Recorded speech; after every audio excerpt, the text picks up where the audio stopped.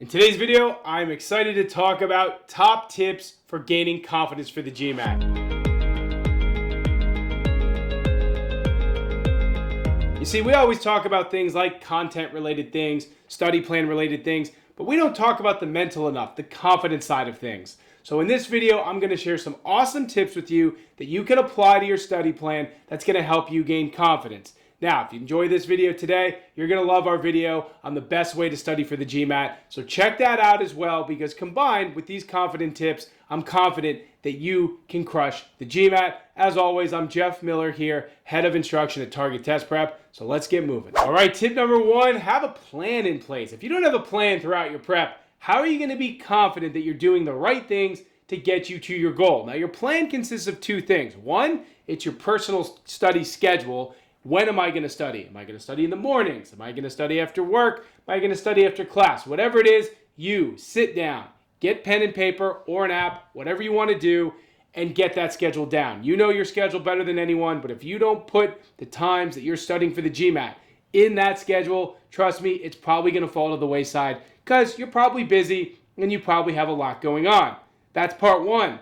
Part two is you need to actually sit down and find a good study plan. As I said at the beginning of this video, the best way to study for the GMAT, that's an awesome video that we have that shows how to actually get the best study plan possible. So you need to find that. In our opinion, a study plan that has obviously a roadmap from beginning to end, but also something that provides topical learning, topical practice, meaning the best way to, or learning one topic at a time, practice that topic, rinse and repeat. So that's what topical practice is. That's a great way to learn the GMAT. If your study plan doesn't have that, and it's a lot of just random problems that you're doing, trust me, you're not going to gain the confidence you need because you're never going to feel like you're truly learning what you need to for quant, for verbal, and for DI.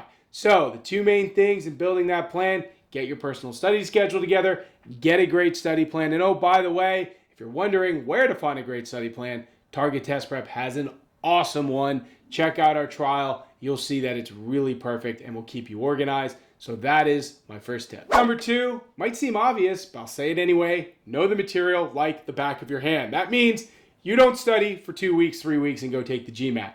You study for as long as you need and as hard as you need, so you know that stuff cold. That means you have formula sheets, you have flashcards, you have your error log, something that we've talked about in past videos. Watch our GMAT error log video, and you'll learn how to make that. But you've got to really know this stuff. You can't go in saying, well, I kind of know my GMAT. You're not going to get your score. You have to really work at this and really work hard. And if you know that material like the back of your hand, even if something goes wrong on test day, you're going to have the confidence to say and know, hey, look, I'm good. Maybe I got this question wrong, but deep down on the macro, I know this stuff and I will succeed. Number three, don't forget to take those practice tests. Those tests are super important, and you don't waste them. You don't take them all at the beginning, and you don't take them every weekend, but you do take them. TTP, if you're using our course, you probably know by now we have a learning phase and a practice test phase. Besides maybe taking a practice test to get a baseline score, you save pretty much all the practice tests for the practice test phase. That's going to drill in that confidence. Because look, you may be working hard, you may know your stuff, but until the rubber hits the road and you see that you're scoring well on those tests, you're not going to necessarily know that you can actually do it on test day. So you take those tests, you spread them out. Maybe one a week leading up to your test, maybe every 5 days. Just make sure you're not taking them when you're tired or after a long day of work. Spread them out. Of course, use the data to your advantage in between those tests. If you find there's weak areas or holes, fix the holes, fix the weaknesses, and I'm telling you, that should be what cements your confidence so you can walk into test day knowing that you can knock the GMAT out of the park. Number four, and this relates a little bit to what we were talking about previously, you got to study at your peaks, because if you're studying when you're tired, if you're studying when you're in a bad mood, or in times of day that you shouldn't be studying, it's not going to go well. And what happens when studying doesn't go well? Your confidence takes a hit. Remember, confidence is all about feeling like you can get the job done. In fact, that's similar to having a growth mindset, something that we talk about a lot, and we've even talked about a lot in past videos. So here's the deal. You need to find those times that are good for you. Maybe some mornings are good, maybe some weekends are good. Maybe some evenings are good. Map out that study schedule so you are at your peak mental performance level when studying, because that study session will go well. You'll be happy. Your confidence will go up. Same thing with your practice test. Don't jam one in on a Monday after a long weekend of maybe going to a wedding and then coming in and taking it after a long day of work. Don't do that. Take it when you're fresh. Take it when you're ready to get your peak score. And again, that's only going to add to your confidence. Tip number 5 is easy. Use great study resources. Now, if you're watching this video, you clearly know about Target Test Prep. If you're not using it, try it. It's awesome. It's going to help you with your GMAT prep. But you got to have great study resources. As we said, they need to have great study plans. They need to keep you motivated. If you don't have a study plan or you're just using a bunch of haphazard resources, how are you going to stay motivated? How are you going to stay organized? Remember, confidence is about how you're feeling about the GMAT at any moment in time. You need that confidence to remain high. You need those feelings of positivity to remain high.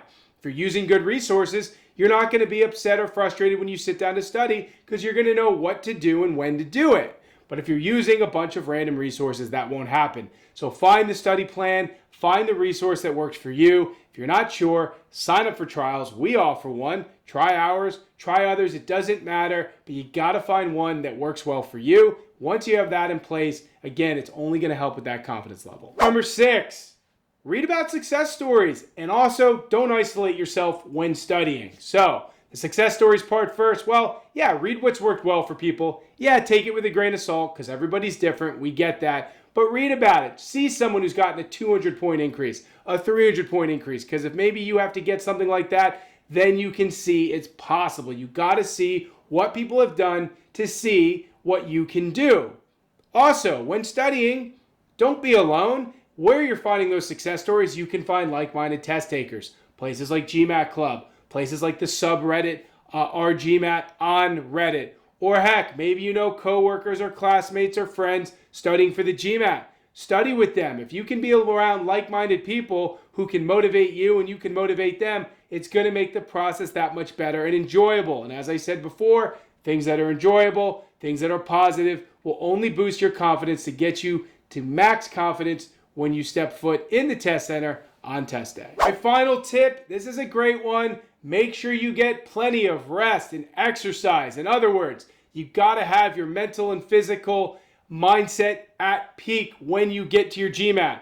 If you start studying for the GMAT and you throw your physical exercise routine out the window and anything that helps you stay mentally well, like even just socializing with friends from time to time or doing dinners or being involved in clubs, whatever it is, you can't throw that stuff out. It needs to remain a part of your life, maybe to a lesser degree, but confidence is based on how you're feeling. And if you're not feeling well physically and you're not feeling well mentally, then your confidence isn't going to be as high as it possibly needs to be, even if you're doing well with your GMAT prep. So again, keep up with that stuff. Don't lose sleep. Don't stop doing physical activity or anything that's going to help your mental and your physical. And again, that's going to be huge amongst all the other things we talked about to help with your confidence on test day.